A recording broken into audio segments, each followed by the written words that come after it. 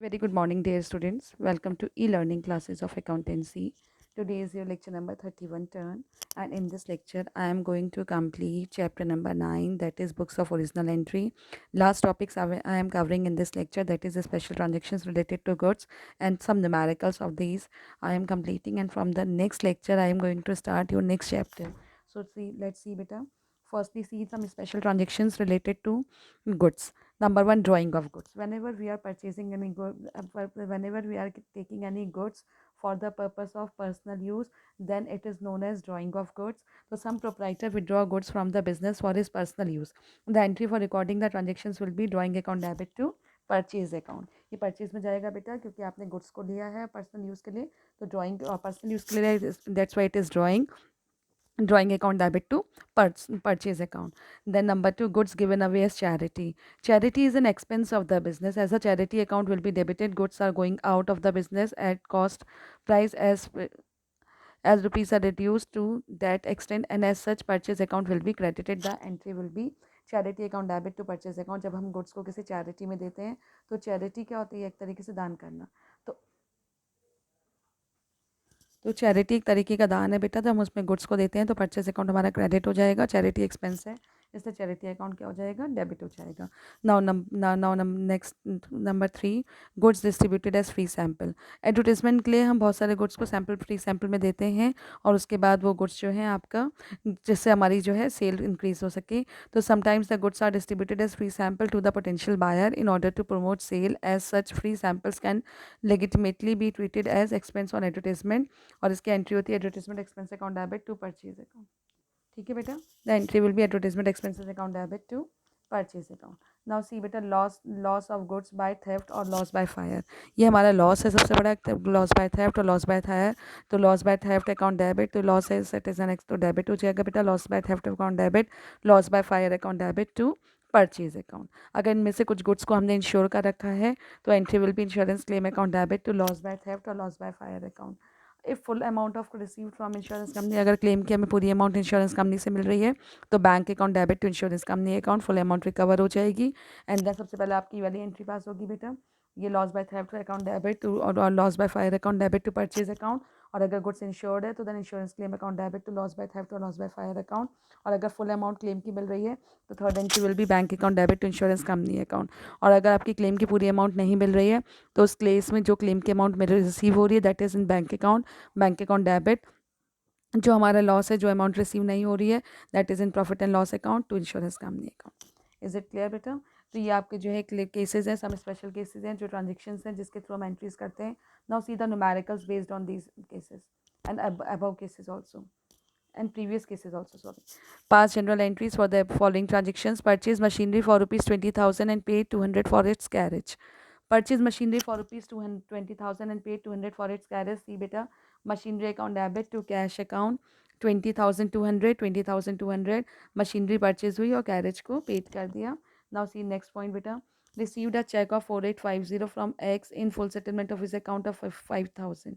Check was immediately deposited in bank.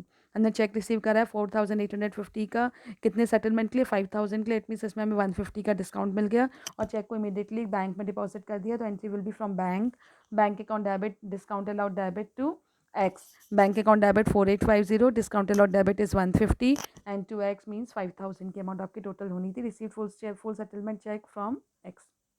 Now see third one, received by check a first and final payment of 60 rupees in a 60 paisa in a rupee from Y, who owed us rupees 10,000. बेटा 10,000 की amount हमें मिलनी थी, उसमें से हमें 60 पैसा इन रुपी मिल गया, यानी 60% अमाउंट रिसीव हुई है, 40% रिसीव नहीं हुई है. तो 10,000 का 60% इज 6,000 एंड 40% जो रिसीव नहीं हुई इट इज़ 4,000. जो रिसीव हो गई है वो बैंक में अमाउंट चली जाएगी, और जो रिसीव नहीं हुई है उसको हम किस में शो कर देंगे? इट इज़ इन बैक डेप्ट अकाउंट. बैक डेप्ट हमारा लॉस है, एक्सपेंस है, तो ये डेबिट हो जाएगा.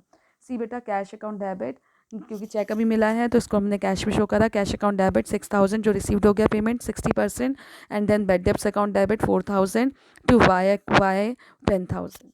ठीक है. नाउ सी बेटा, fifth point, goods. Fourth point, sold goods to Z for rupees 10,000 at trade discount 20%. Next day, a check was received from him after deducting 5% cash discount. Check was immediately deposited in bank.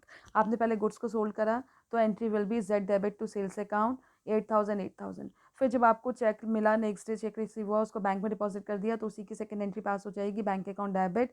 7600 का check मिला है, यानी आपका discount हो गया 400 rupees का। देखिए 5% discount है, तो 10,000 का 5% कितना हो गया आपका?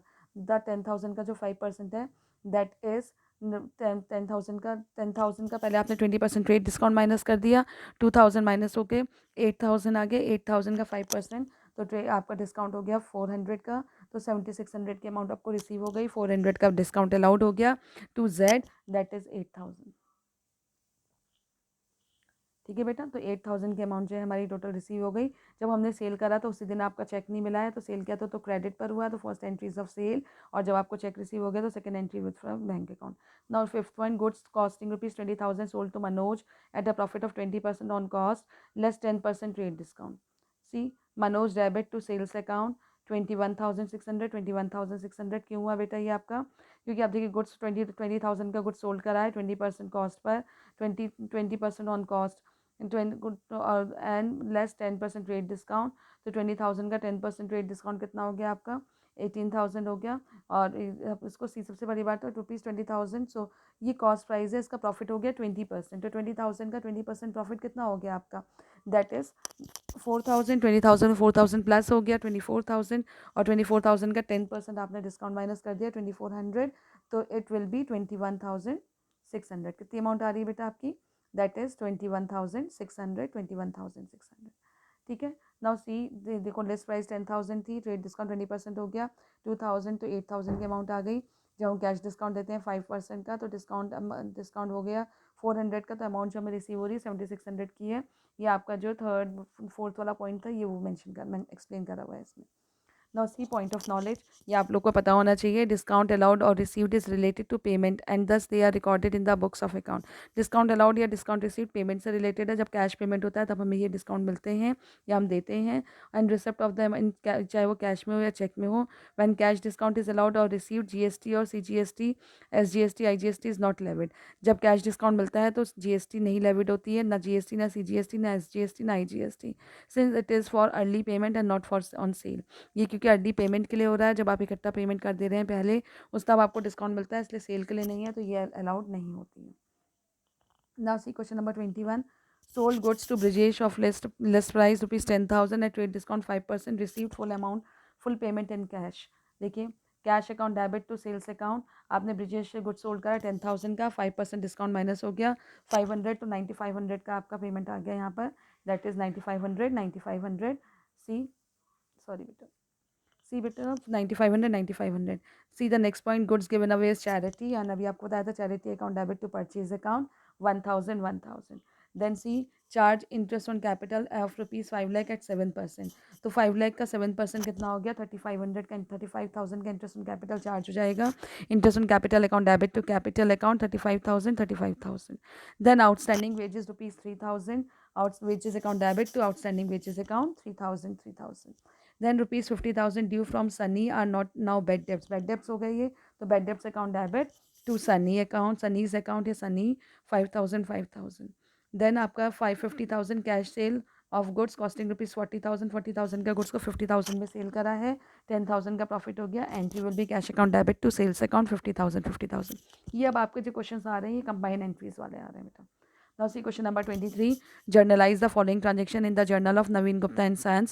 Out of insurance premium paid this year, 15,000 is related to next year. ये जो मैंने अभी आपको स्पेशल एंट्रीज बताई थी उसका पार्ट है। ये आपका एडवांस इंश्योरेंस हो गया, तो it is the part of prepaid insurance. Prepaid insurance account debit to insurance account 15,000, 15,000. Now see next. Credit purchase from Ram and Company for ₹50,000. Cash discount will be received at 5% on payment of bill within 10 days. Credit purchase हुआ राम से 50,000 का, उस पर cash discount 5% मिलना है अगर bill जो है 10 डेज में पेमेंट हो जाता है। सी, अभी तो क्रेडिट परचेज हुआ है, तो purchase account debit to Ram, goods purchase on credit, that is 50,000, 50,000। Now see the next point, cash paid to Ram and company and discount availed. Cash पे कर दिया विद इन 10 डेज और डिस्काउंट मिल गया आपको 5% का, तो 50,000 का 5%, 2,500 का डिस्काउंट आ गया आपका। सी बेटा, Ram and company account debit to cash account 50,000, 50,000 और 50,000, और कैश अकाउंट में 47,500, discount received account 2,500। Now see fourth point, paid income tax 20,000 by cheque. Income tax paid हो रहा है, तो आपका चाहिए इनकम टैक्स आपकी पर्सनल एक्सपेंसेस हैं, तो drawing account debit to cash account 20,000.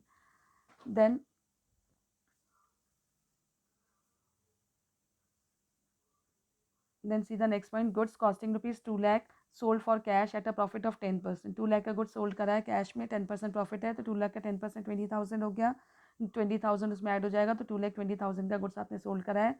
C entry fifth, cash account debit to sales account 2,20,000, 2,20,000. Now see the last point, purchase iron safe for 2,000, file cabinet for 50,000 and computer for 1 lakh. ये सब office expenses का part है, ये office equipment का part होते हैं. Office equipment account debit to cash account 3,50,000, 3,50,000. Now see question number 25 beta. Generalize the following transaction. 4 March 2017, March 4. Purchase building for rupees 1,50,000 and incurred expenses of 10,000 on its purchase. तो it means building की cost कितनी हो गई, 1,60,000 हो गया. तो building account debit to bank account 1,60,000, 1,60,000. ठीक है. Then इसके बाद सी March 10, Satish, who owed rupees 20,000, is declared insolvent and 60 पैसा per rupees is received from his estate. तो 20,000 का 60% कितना हो गया आपका, 20,000 का 60% इज 12,000. 12,000 हमारा कैश में आ गया जो हमें मिल गया, और उसके अलावा जो आपका वो है 40%, वो आपका बैड डेब्ट्स हो गया. तो आपका जो 4,000 की अमाउंट है वो बैड डेब्ट्स में चली गई. Now see cash account debit 12,000, bad debts account debit 8,000 to Satish account, that is 20,000. Now see the next point, March 15, paid rupees 500 for repairing of the office furniture. तो repairing का है, तो repairing account debit to cash account 500, 500. Now see March 18, proprietor withdraw for his personal use cash 5,000 and goods for 2,000. तो cash में चले जाएगा, और 2,000 का गुड्स जो है परचेज अकाउंट में जाएगा. Entry will be drawing account debit to cash account to purchase account, because आपने पर्सनल यूज़ के लिए निकाला था. 7,000 to cash account 5,000 to purchase account 2,000. Now see 20 March 20, purchase the following items for business: iron safe 15,000, file cabinet 5,000, computer 12,000, postage 2,000 and stationery 150. See beta, office equipment account debit to cash account 3,200, 32,000, 32,000. ये iron से file cabinet, ये आपका किसका part हो गए, ये और computer, ये तीनों तो ऑफिस इक्विपमेंट हो गए. पोस्टेज एंड स्टेशनरी, इसकी एंट्री अलग से पास होगी बेटा. तो office equipment account debit to cash account 32,000, 32,000. And then March 20, postage and stationery account debit to cash account 350, 350. Now see last, paid electricity charges rupees 1,600. See the last entry, March 28, electricity charges account debit to cash account, that is 1,600, 1,600.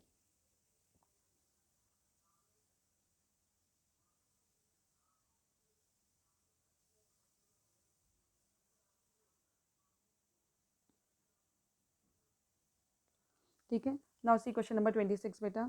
Purchase goods for rupees 25,000 for cash and paid rupees 200 for carriage on this goods.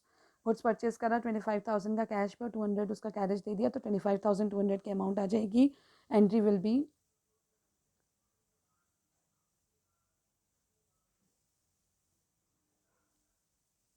C entry will be purchase account debit, carriage account debit 200 to cash account 25,200. Now see the next point, purchase goods for rupees 40,000 on credit from Sudhir and paid rupees 500 for carriage on these goods. तो 40,000 का goods credit पे purchase करा है, तो purchase account debit to Sudhir 40,000, और जो carriage होता है वो हमेशा कैश में पेड किया जाता है, तो carriage account debit to cash account 500, 500. Then purchase machinery for 20,000 and spend rupees 500 on its carriage and 300 on its installation. तो 20,000 प्लस 300 तो मशीनरी की कॉस्ट हो जाएगी, और 500 किस में आ जाएंगे, कैरेज में आ जाएगा. सीधा entry, machinery account debit to bank account 20,800, 20,800 ये पूरी मशीनरी की हो गई. तो मशीन 20,000 प्लस 500 वो, और 300 कैरेज का 20,800, 20,800. ठीक है. Then now see the next fourth point, purchase goods from Anil for 15,000.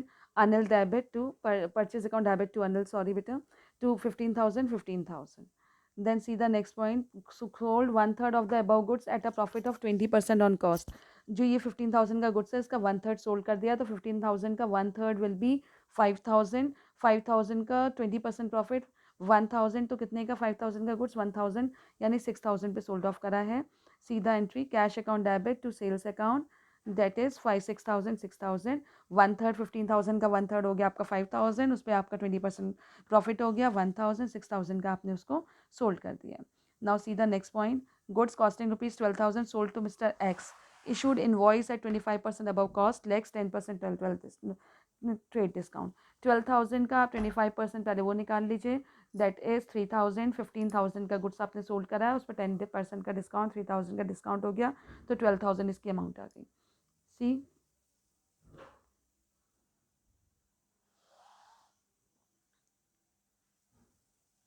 Goods costing rupees 12,000 sold to mister X, issued invoice at 25%. तो 12,000 का 25% कितना हो गया बेटा? 3,000. 15,000 अमाउंट आ गई.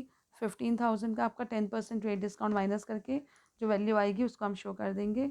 सी बेटा,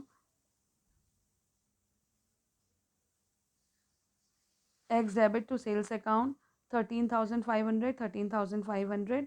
तो आपका जो है 15,000 का 10% 1,500 हो गया और माइनस हो गया 13,500 की अमाउंट आ जाएगी इसमें. देन आपका जो है सीधा नेक्स्ट पॉइंट, पेड ₹20 पर provide 20% depreciation on furniture costing rupees 10,000. 10,000 का 20% डेप्रिसिएशन हो गया, दैट इज़ 2,000. नो, 10,000 पे 20% 2,000 आ गया. सी बेटा, depreciation account debit to furniture account 2,000 and 2,000. Then see the last point, gave as charity cash rupees 500 and goods rupees 2,000. Cash वाला cash में charity में जाएगा एंड परचेज अकाउंट में गुड्स का चला जाएगा. See entry, cash account debit, charity account debit to cash account to purchase account 500 and 2,000. I hope you all understand. Entries को करके देखिए तभी समझ में आएगा बेटा. This is the last topic. Up to 26 आपको क्वेश्चंस कॉपी में करने हैं. थैंक यू बेटा. Have a nice day. Next chapter में आपका स्टार्ट कर दूंगी in my next lecture. Next chapter will be started. Thank you बेटा. Have a nice day.